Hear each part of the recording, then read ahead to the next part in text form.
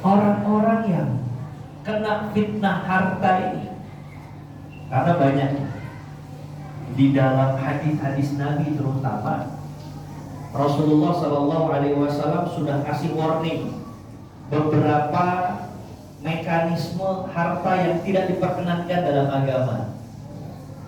Kalau mereka melanggar itu, maka hidupnya akan sempit, sesempit-sempitnya.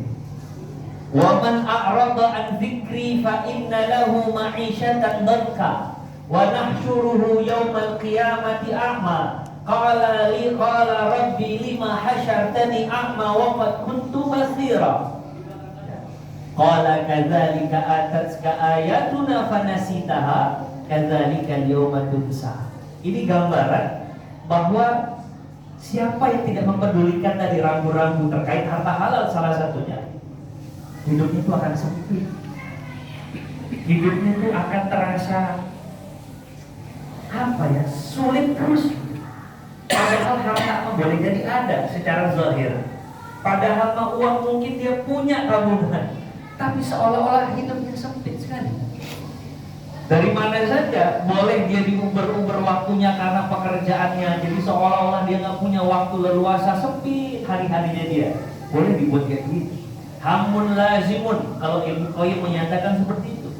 Ya. Wa ta'abud la taqadi, atau rasa letih yang terus-menerus ya karena dikejar-kejar terus bawaannya. Ada juga yang kemudian itu mengalir harta haram kepada dirinya, pasangan hidupnya, anak-anaknya, kemudian kelak menjadi masalah bagi dirinya. Anaknya ngelawan sama orang tuanya, anaknya bermasalah sama orang tuanya. Boleh jadi dari situ.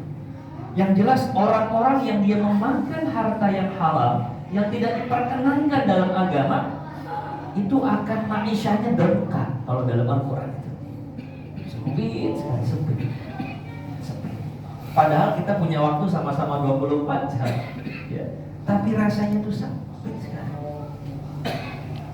Nah, dalam agama kita tuh, dalam agama Islam ada beberapa rambu-rambu yang sudah di-warning oleh Rasulullah SAW terkait harta yang haram ya. Yang ini kita mesti mawas diri agar tidak terjerumus ke dalam apa yang diharamkan oleh Allah Subhanahu wa taala. Pertama, riba misalnya. Jangan jadi penikmat riba.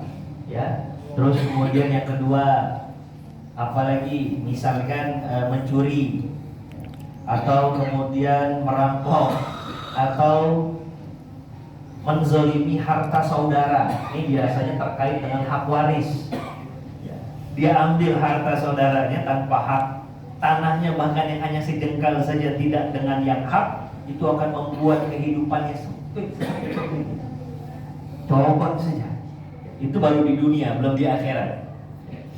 Terus orang-orang yang memakan harta anak yatim misalnya. Ini banyak, modelannya banyak. Bahkan tadi terkait dengan waris misalnya. Waris yang harusnya dibagikan tapi nyatanya ditahan sama kakak tertua misalnya.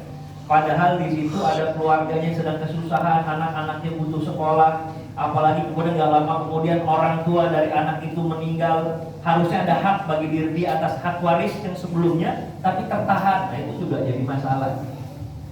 Gak ada keberkahan di situ. Sempit sudah itu. Ada lagi apa misalnya al-ghulul. Bapak pernah nggak atau ibu, abang, kakak dengar istilah gulul? Gulul itu kalau diartikan secara harfiah khianah maliyah, berkhianat terhadap harta. Awalnya asal usulnya di zaman Nabi SAW, di tahun ke-7 setelah hijrahnya Nabi perang, nama perangnya perang Khaybar. Pulang dari perang, Nabi ngajak salah satu asisten rumah tangganya. Ya. Asistennya ini namanya Karkara. Karkara diajak. Selesai nih, sudah selesai, perang sudah selesai, Allah berikan kemenangan kepada Rasulullah dan kaum muslimin. Begitu pulang mengarah ke Madinah, transit di sebuah tempat namanya Wadil Qura. Begitu transit, Karkara ini merapikan kendaraannya Rasulullah SAW. Pelananya diberesin gitu ya. Lagi beres-beres, tiba-tiba ada anak panah melesat. mati seketika. Itu sahabat-sahabat